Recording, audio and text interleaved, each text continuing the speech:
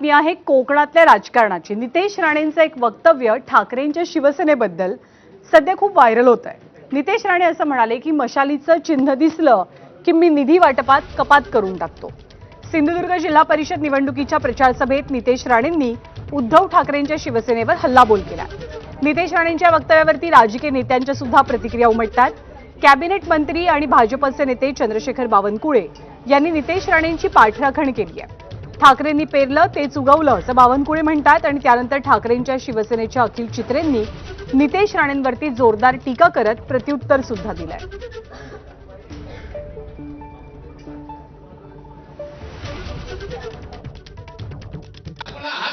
लगेच चिन्ह बोलून मी निधी देत माझ्या कमळ चिन्हाचा आहे धनुष्यबाणाचा हे निधी घेऊन जा चुकून मशालचा निघाला असलेली निधी कमी करून टाक। सगळ्या सरपंचांना तेव्हा ग्रामपंचायतीला सांगितलं आम्हाला ग्रामपंचायती द्या नाही तर 1 रुपयाची निधी देणार नाही। फटाफट सगळे सरपंच बसले। माझ्या नागपूरच्या पालकमंत्र्यांनी सांगितलं होतं की बावनकुळेला निधी द्यायचा नाही, विरोधी पक्षाला निधी द्यायचा नाही।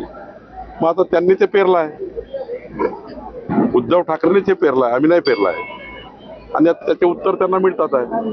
त्यामुळे कुठल्याही मुख्यमंत्र्यांनी, कुठल्याही सरकारने, कुठल्याही पक्षाचा लोकप्रतिनिधी असो, आपला असो की विरोधी पक्षाचा असो, समान न्याय दिला पाहिजे, समान हक्क दिला पाहिजे या भूमिकेत आम्ही आहोत। पण उद्धव ठाकरे जे पेरलं ते आता उगवत आहे।